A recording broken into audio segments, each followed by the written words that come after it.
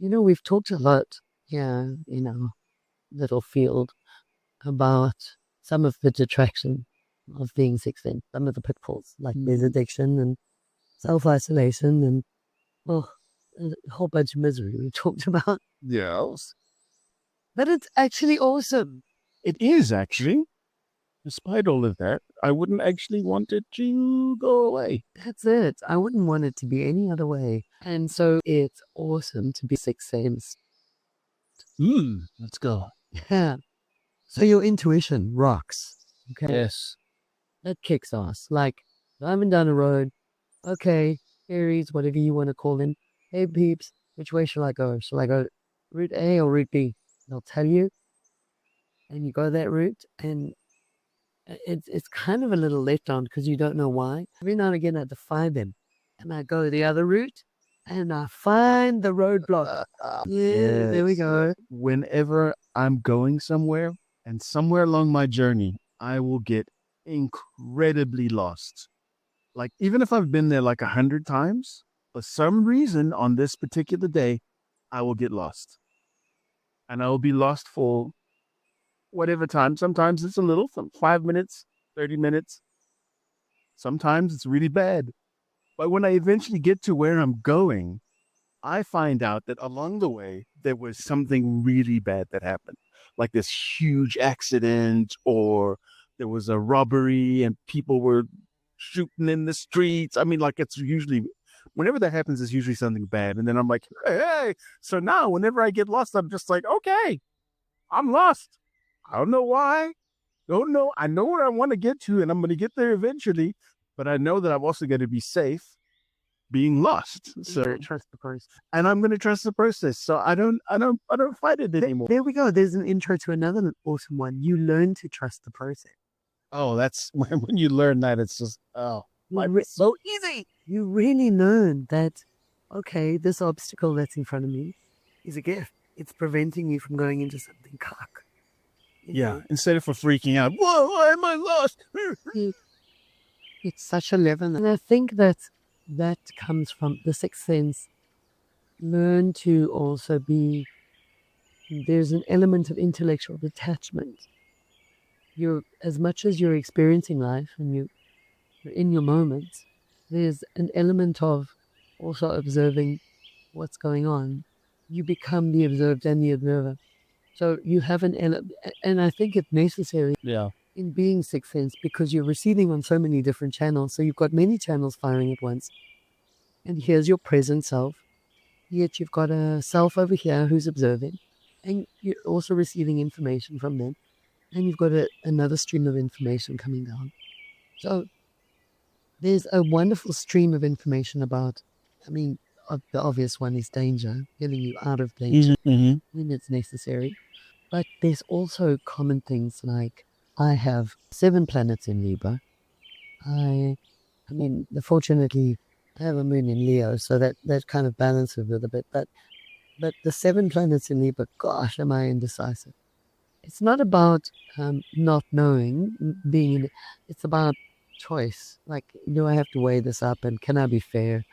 In the morning, before I learned this trick, getting dressed in the morning would be a pain because what am I going to wear today? Brought down 100,000 different options. Now I have to sit and make that choice, In fact, Linda Goodman has a very interesting story in her Sun Signs book about a newborn child and this actually happened with me as a child, sitting on the bed crying and found by an adult, and what's wrong? I didn't know what sock to put on first, and they get frustrated. Just choose one. No, but then it's not fair to the other one, and how can I be fair to it? Anyway, I don't know if anyone who's not Libra understands that kind of thing. But anyway, so now I have this trick where I go with the fairy. So I say to them, guys, what would be best for me to wear today? They show me an outfit, and there we go. They dress me every day, and I find that when I defy them, and I'll wear my own thing anyway. No, hey, but why? That I defy them because also Gen X. Hello. Got to back this. I end up during the day thinking, oh gosh, I'm really hot now. I wish I'd worn what they'd said. Or I'm trekking now through a thing. I wish I'd worn what they said. Anyway, so you can have wonderful streams. They're a wonderful resource. You have a collective of souls around every single one of you, just ready and willing and waiting to assist you with anything that you need and want. You want information on something, they'll bring it. And it's all about your ability to receive and clearly internalize that information, because they can feed you as much information as you like, but you need to be able to bring it in and interpret it cleanly. But you have access to so many resources as a sixth sense person. You also really get to see people for who they are. You get to see people from the inside out. So you get to see the truly good people. And you get to see, well, this is an interesting human being that maybe my life could do better with less of. Mm-hmm. So there are lots of things about the sixth sense that rock. People say to me, especially clients who sixth sense who are self-isolating, a common thing I hear from clients is they're so alone, they feel so alone. And the truth is, if they would just open up that sixth sense of theirs, they would understand how not alone they are. Mm-hmm. We are never, not for one moment, ever alone. When I sit with someone and I see the crowd of souls that are with him, is the idea that they're alone only means they have cut themselves off from their sixth sense. Because if they even just allowed, let's say I'm a sixth sense and I don't want anyone to talk to me, I don't want to see things, I don't want to hear things. But maybe just make room to feel the love. Just make room to feel the warmth. Mm-hmm. Feel the compassion. Yeah. And to be nurtured by your people. That's it. And it's about you opening that up and saying, okay, come and love me. Come and love me. Yeah. Come and love me. I love you guys for helping me. I think every sixth sense at a certain point has to be able to look back at their lives and see, oh, that's when my people were really protecting me, Mm-hmm. caring for me, nurturing me. So you're never alone. With the sixth sense active in a way, I mean, you would have to go into a self-isolation chamber, lid-based, lid-line. And even then, you're not alone, dude. You're not alone. You are surrounded by souls that love you, that are interested in your highest good, and who are there to help you in every moment. Yeah. And it's funny because as a kid, I could never be punished. Like, go to your room.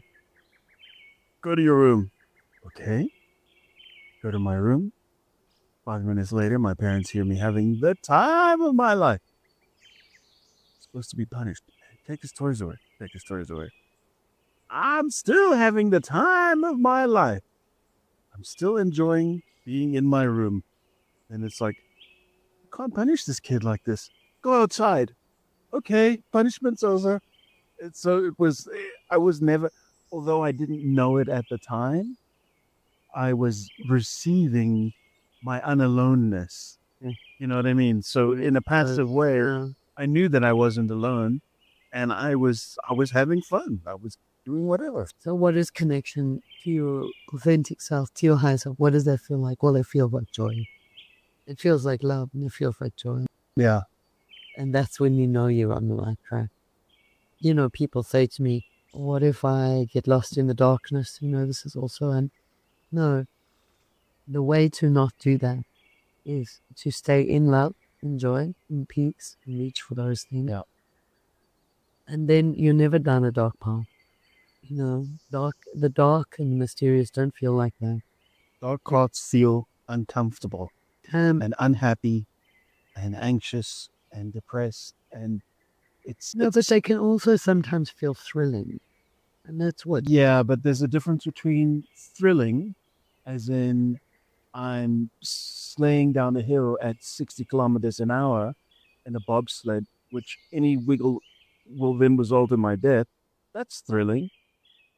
So thrilling is a yeah, it's a what's it that phrase? It's a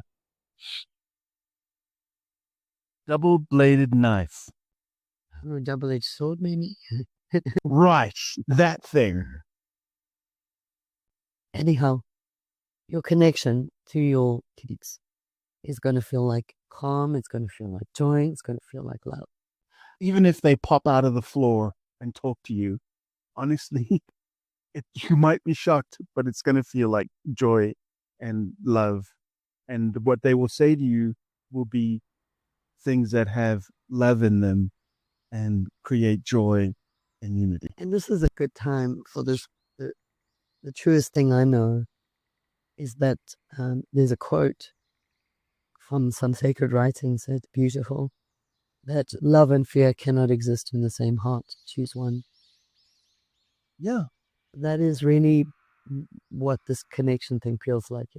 It's love. It's not fearful. It's not it doesn't scare you.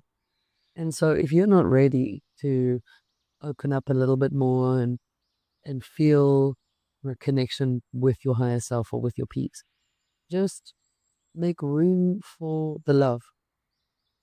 They're going to support you anyway. Yeah. So maybe just be grateful to them, thank them, and nurture your relationship with the divine, and let them encourage and support you, because really we're all just headed to the light, right? We're all on this path to the light. They're just a little bit further on this path, and we'll go into We'll go into that later on. That's a whole nother kettle of jelly beans. Try making sure that you nurture your connection. Find your peeps. Find some sixth sense to others. Nurture them. Nurture each other. And yes, right now, a lot of the sixth sense are battered and broken, and so can be a little dramatic, you know. But if you keep each other on track, you keep nurturing each other, you'll build relationships that will keep you nurtured and keep you whole. Yeah. Just really focus on love and joy. Yeah, love and joy. How can we be more loving today? How can we be more joyful? Here we come back to that. Here we go. Just a little thought for today. Or a couple of thoughts. Couple of thoughts. Hey. Or half thoughts. Oh man.